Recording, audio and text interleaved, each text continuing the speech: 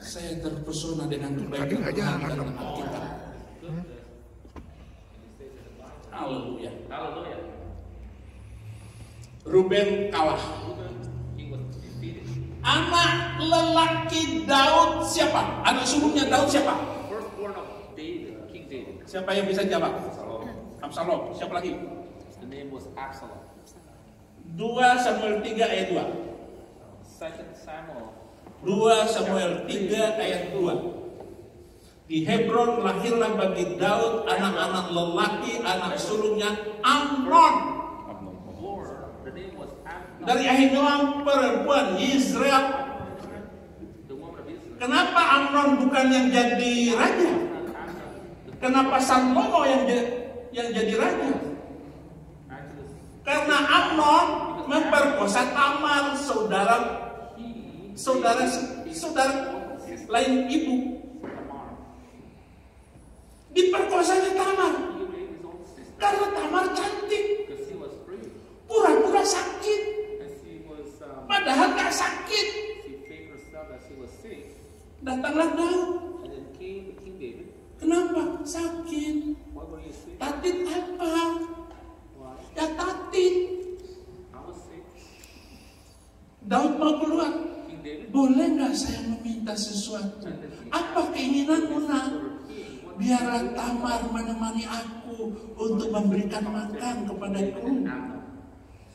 Setelah dikasih Tamar untuk melayani Amnon, diperkosa sama dia. Marah Absalom, dibunuh oleh Absalom. Mestinya Absalom tidak membunuh Amnon supaya dia memperoleh hak kesulungan itu, tetapi kesulungan jatuh kepada Salomo. Dan Salomo dalam usia muda langsung jadi raja. Dia masih perjaka.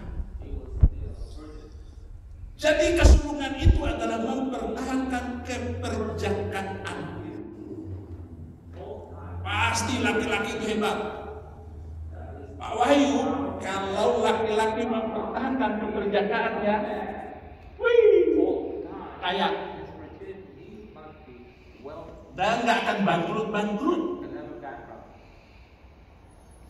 Tepuk tangan dulu, tepuk tangan.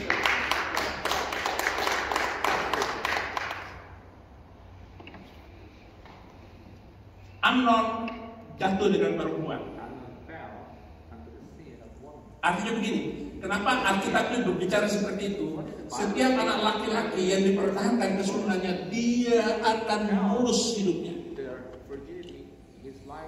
Karena anak sulung ini sudah pasti berkali-kali hampir mati. Jatuh dari motor selalu selamat. Saya ini, kematian saya sudah enggak, banyak sekali hampir mati. Tapi memang Tuhan menyelamatkan saya.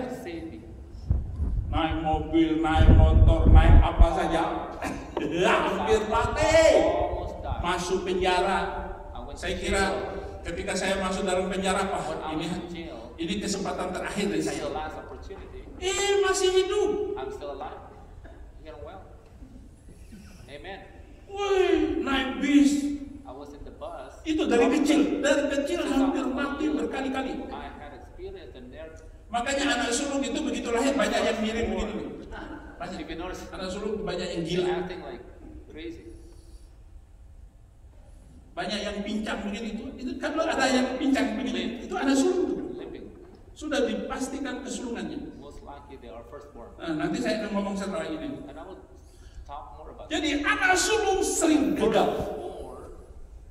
Apa yang harus dilakukan oleh orang tua terhadap anak sulung? Kuduskan. Bilangan 3 ayat 13. Bilangan 3 ayat 13. Ini saya harus ngomong cepat karena banyak ayat. I'm sorry. Ini very much the verses of Bible. Akulah yang punya semua anak sulung pada waktu aku membunuh semua anak sulung di tanah Mesir. Maka aku menguduskan bagiku semua anak sulung yang ada pada orang Israel, baik dari manusia maupun dari hewan. Jadi kalau punya anak kambing yang sulung, yaitu kambing laki-laki, persembahkan kepada Tuhan. Jangan dimakan, bawa ke gereja. Sembelih di sini. Maka kambingmu itu akan melahirkan anak yang banyak dan berketurunan yang banyak. Punya pohon mangga, buah pertamanya jangan kamu makan. Bawakan ke gereja untuk makan di makan yang lain. Maka pohon manggamu akan banyak dan berbuah lebat. Kasihkan semua. Karena firman Tuhan. Maka bangsa Israel itu adalah bangsa kaya raya dan tidak pernah miskin sampai hari ini. Orang Indonesia masih jual kedelai, masih jual jagung, masih jual kacang hijau. Orang Israel jual permata kecil. Enggak jual kacang lagi, jual permata. Orang Yahudi itu begitu kayanya bangsa itu. Lukas 2 ayat 23. Lukas 2 ayat 23. Sebab ada tertulis, semua anak sulung harus dikuduskan. Harus dikuduskan. Amin. Lukas 2 ayat 23. Belum tampil. Ada tertulis dalam hukum Tuhan, semua anak laki-laki sulung harus dikuduskan. Jadi orang tua harus menuduskan anak sulung, makan minumnya harus baik, bahkan kalau perlu mamanya semua HP-nya harus diperhatikan. Harus memperhatikan HP anak sulung itu, karena anak sulung itu tidak tahu. Dia ke selatan, munculnya di utara. Katanya ke timur, ke barat. Itulah anak sulung susah diatur. Amin. Amin. Makanya kalau punya anak sulung, apalagi anak tunggal ya, tambah repot. Bu Susi, kamu itu yang punya anak sulung, anak tunggal itu. Hati-hati dengan anak tunggal itu, bandel. Susah ngatur anak tunggal. Dianya mau sendiri aja. Sendirian di kamar, jangan diganggu. Kalau kita ganggu, ngamuk. Itu tuh anak tunggal. Sensitif dia. Jadi anak tunggal itu ya repot juga. Jadi harus dikuduskan. Yang kedua, anak sulung itu harus diajarkan berulang-ulang. Ulangan 6 ayat 6 dan 7. Ulangan 6 ayat 6 dan 7. Apa yang kuperintahkan hari ini, maka haruslah engkau mengajarkannya berulang-ulang. Nah, engkau perhatikan ayat 7. Di tempat tidur, di ruang makan, di jalan harus kau ajarkan anak sulung itu. Harus engkau mengajarkannya berulang-ulang. Dalam perjalanan harus diajarkan anak sulung itu. Amin. Apa yang diajarkan? 10 commandments. Kalau kita mengajarkan 10 perintah itu, bangsa di mana ada anak sulung akan hebat, akan menjadi luar biasa. Inilah kerinduan saya terhadap bangsa Indonesia, bahkan ya Amerika maksud saya. Amerika ini dibangun oleh orang-orang yang cinta Tuhan dari awal. Thanksgiving Day, orang yang kabur dari Eropa masuk ke sini. Hanya 150 orang yang nongol di sini. Maka mereka bersyukur karena nenek moyang mereka berhasil injak tanah ini. Tepuk tangan dulu.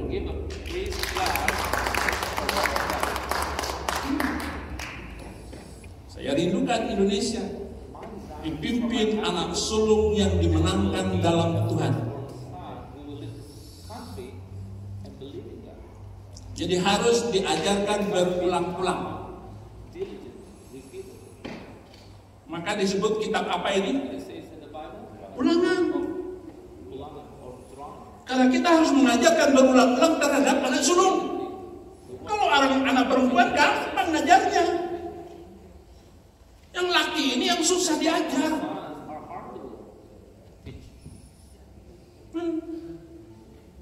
Ya kan kamu itu si Ras itu. Saya belum tahu dia anak sulung atau tidak, tapi ngelihat tampilannya ini anak sulung bandel.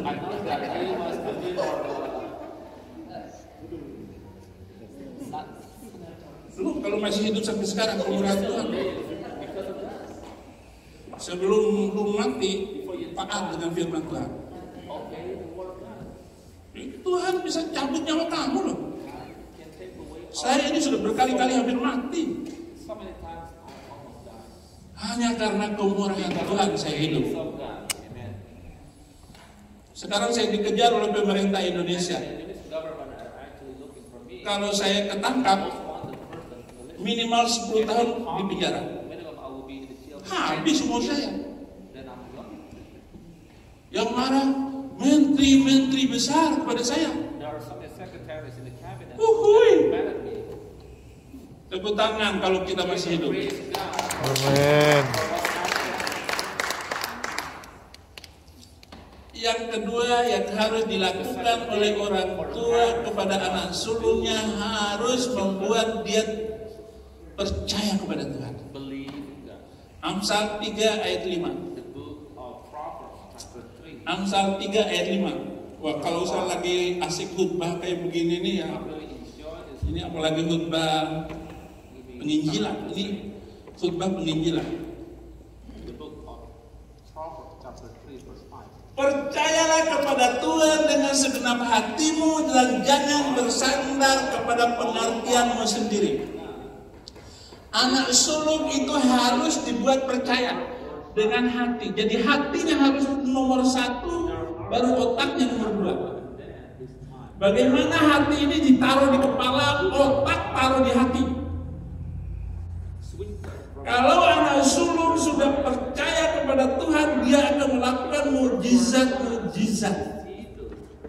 Seperti mukjizat yang terjadi kepada Yesus Kristus, anak sulung yang sulung dari yang sulung bangkit dari kematian. Itulah hebatnya kesulungan ini.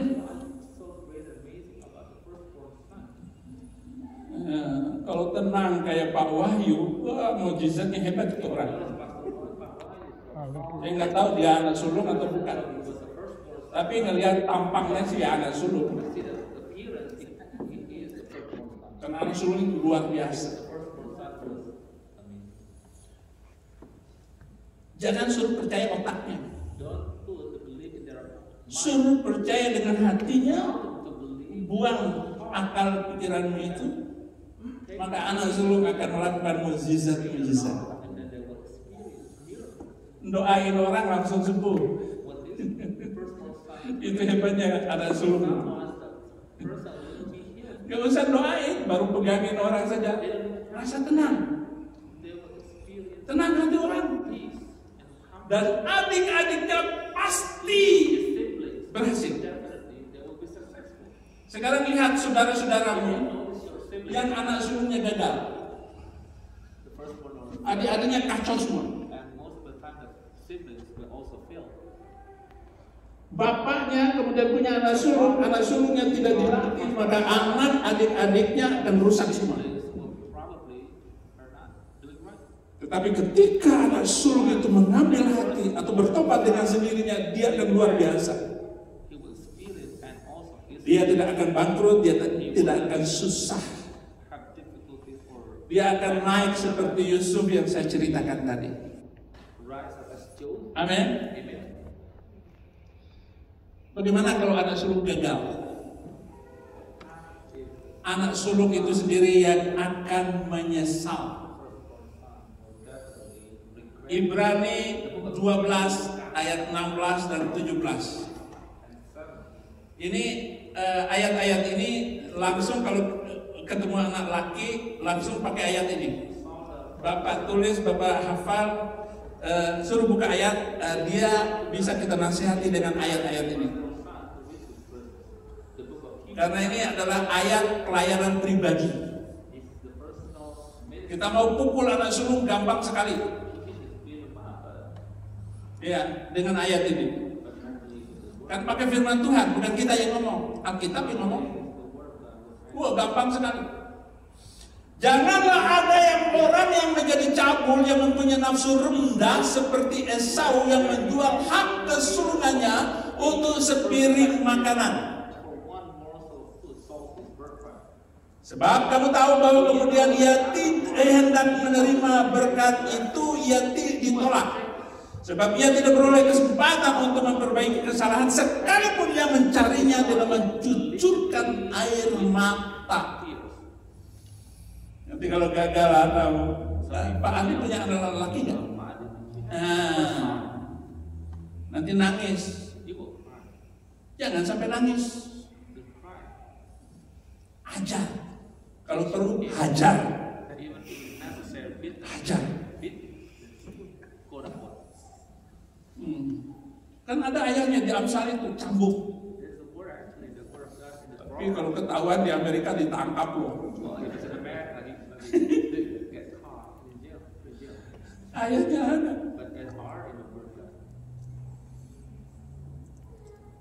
Zakaria 12 ayat 10. Zakaria 12 ayat 10.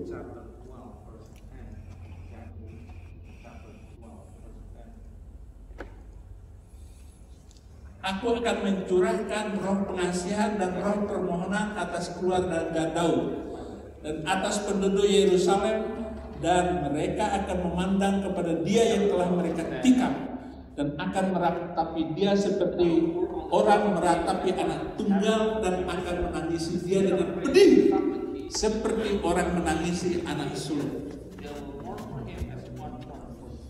Jangan meratap. Kalau tadi anak sulung itu yang gagal, dia yang nangis, sekarang orang tuanya. Karena gagal memperbaiki anak sulung. Halo? Siapa lagi? Pak Wahyu punya anak sulung nggak? Punya ya? Bandel kan?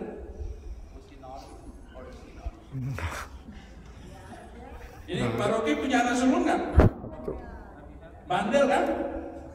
Ngelawan kamu kan?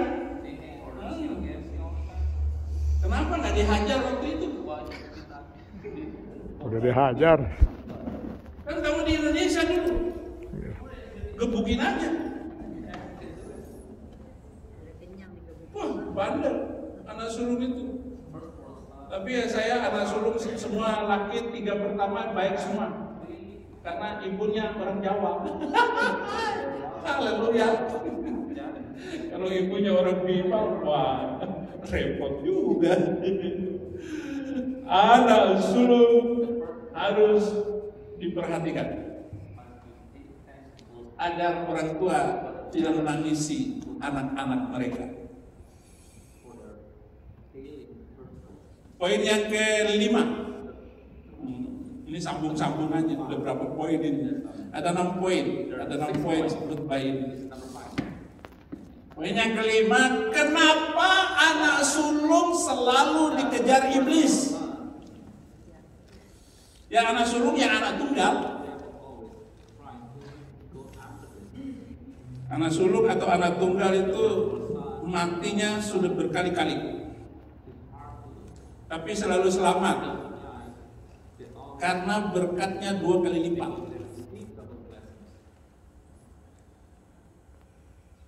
berkatnya tersembunyi. 2 kali lipat. Bahkan dari nenek moyangnya mungkin. Kekayaan dari garis itu, garisnya tuh sampai ke Yosef, sampai ke Aldo gitu. Saya bilang sama Aldo, yang bukan jual mobil saja, kita jual senjata. Saya bukan ngajarin ini, kirim senjata dari Indonesia. Itu bisnis paling menguntungkan. Dia 2 kali lipat, bahkan 100 kali lipat. Amin. Tepuk tangan dulu. Ayub 42 ayat 10. Lalu Tuhan memulihkan keadaan Ayub setelah ia meminta doa untuk sahabat-sahabatnya, dan Tuhan memberikan kepada Ayub 2 kali lipat dari hartanya yang dulu. Semua ternaknya habis, harta kekayaannya habis, istrinya habis, anak-anaknya habis. Dikasih 2 kali lipat. Itulah sebabnya iblis menyerang Ayub, menyerang anak sulung. Saya sudah berkali-kali hampir mati, tetapi Tuhan mungkin masih menyimpan harta kekayaan dalam hidup saya untuk hidup lagi beberapa waktu yang akan datang. Saya nggak tahu. Saya nggak tahu. Yang jelas Tuhan sedang menyimpan sesuatu di dalam kehidupan saya, supaya mendapat 2 kali lipat. Yehezkiel 47 ayat 13. Ini saya ringkas saudara-saudara. Beginilah firman Allah, inilah batas-batas tanah yang kamu harus bagi-bagi menjadi milik pusakamu di antara ke-12 suku Israel. Yusuf mendapat 2 kali lipat. Karena Yusuf tadi sudah mendapat hak kesulitan. 2 kali lipat. 2 kali lipat. Kalau anakmu bertobat, kalau Pak Rocky anaknya bertobat, 2 kali lipat anakmu kaya rayanya. Amin. Lu cuma segini, sepatumu jelek, anakmu emas nanti sepatu. Lihat ini sepatu saya. Apa nggak hebat ini sepatu? Tepuk tangan untuk hebat itu. 2 kali lipat. Itulah sebabnya iblis selalu menyerang anak sulung. Makanya kalau kamu punya anak yang anak mungkin yang lahir miring begini, pelihara itu anak. Itu duitnya banyak loh, banyak. Anak yang miring aku ini, pelihara anak itu. Karena itu duit itu.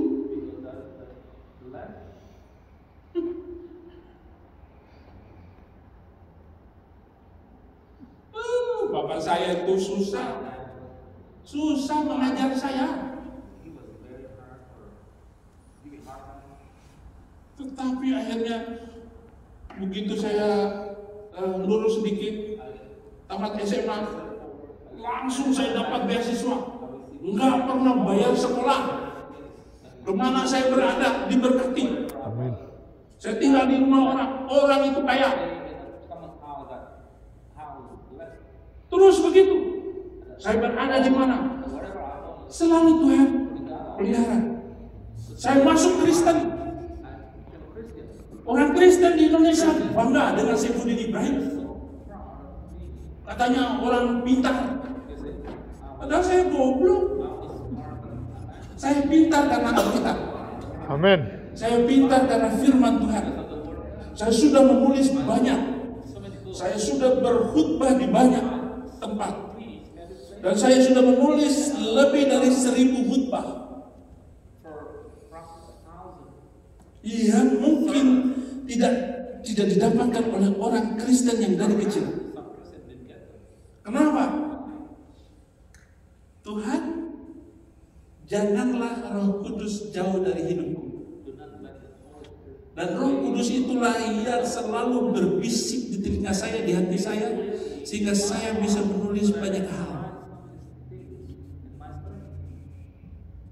Saya nggak bertahan takut dengan siapapun.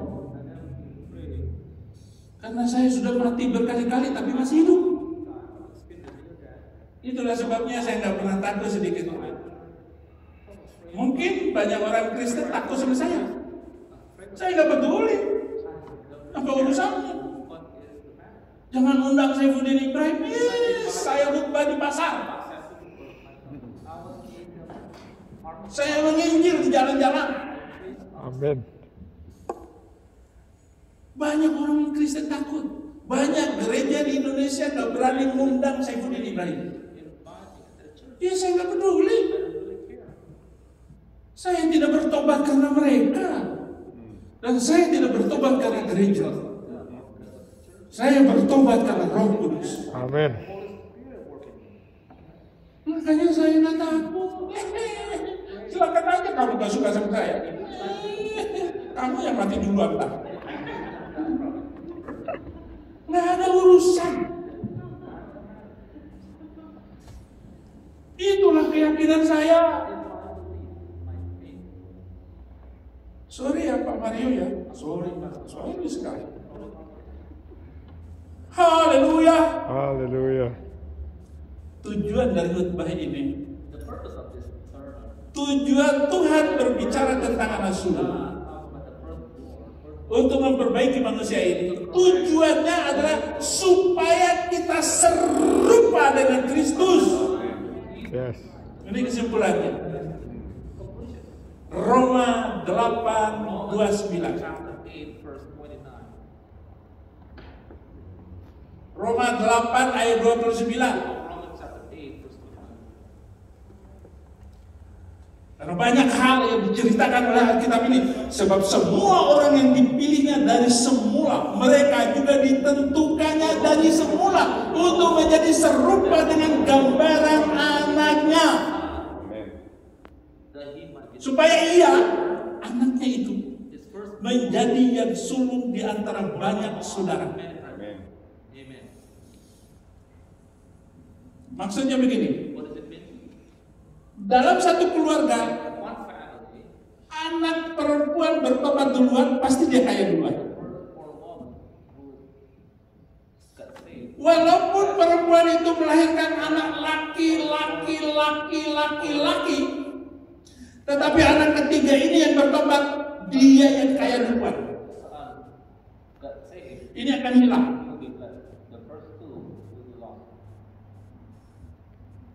Supaya apa? Menjadi yang sulung dari yang sulung.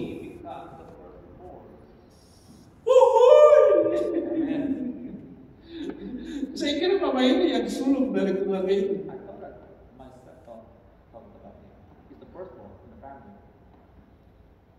Karena dia cerdas, pintar. Roh Kudus bekerja dalam hidupnya. Amin. Walaupun dia perempuan. Karena Alkitab berkata, supaya serupa dengan Kristus. Siapa yang mau serupa dengan Kristus?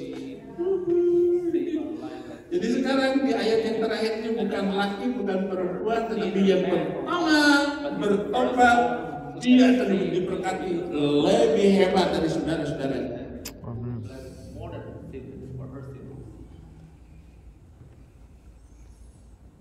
Kolose 1 ayat 18.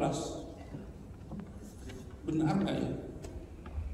Jangan-jangan salah menurut bahasa.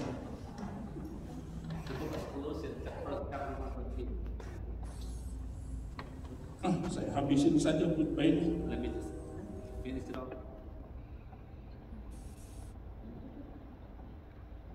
Ada ya? Ialah kepala tubuh. Yesus itu yang menjadi kepala hidup kita. Halo?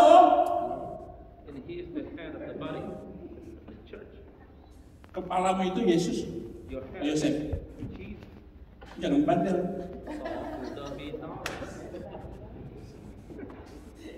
Tuhan bisa ambil loh kepala kita itu. Ini bukan nakut-nakutin. Ialah maksudnya Yesuslah kepala tubuh kita, yaitu jemaat. Ialah yang sulung yang pertama bangkit dari orang mati, sehingga ia yang lebih utama dalam segala sesuatu. Utamakan Tuhan hari Minggu. Datang kepada Tuhan. Ku masuki gerbangnya dengan hati bersuka, halamannya dengan pujian. Semua anak sulung berdiri sini, kita doa. Anak sulung maju ke sini. Ras. Ya anak tunggal juga, ya ampun sini. Biar didoain sama pendeta. Spiritually, anak yang sudah lahir baru pertama kali. Yang sono, yang Michael anak bayi itu baru ke sini. Tuh Michael. Baru ke sini, ngadap ke sini, ngadap. Yang lahir baru pertama kali dalam keluarga. Yang lahir baru pertama kali dalam keluarga. Terus kamu. Pak Andi juga anak sulung ngadap ke sini, ngadap ke sini. Woi, anak sulung juga ya? Asli. Pantas bandel. Bukan kelihatan bandelnya kan? Mana istrinya ya? Nggak ada. Waduh. Pak Ray, mari kita doakan. Mama doa. You pray for. Doanya minta diberkati kesehatan, supaya mereka tidak jatuh dengan perempuan, dengan harta, kekayaan dan jabatan. Besaran Ajaiblah Karya naik lagu ini, pemain musiknya naik.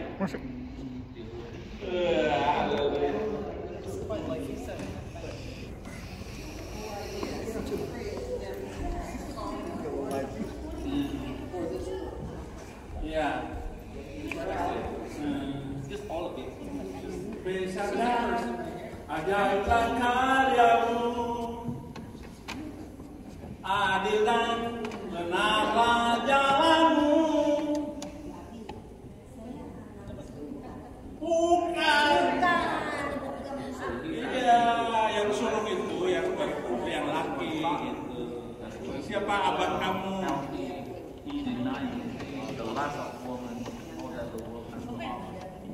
Ya mari yuk naikkan pujiannya.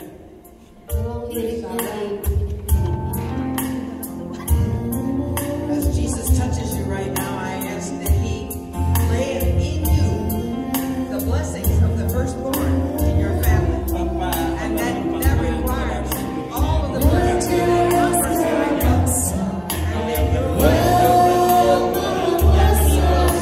that you will live. Mama papanya berkati supaya anak ini diberkati berkelimpahan, berkati kehidupannya dimanapun dia berada. Tuhan, Engkau ajaib dan hebat lebih daripada itu. Mama tumpang tangan juga kepada mamanya agar pandai mengurus anak ini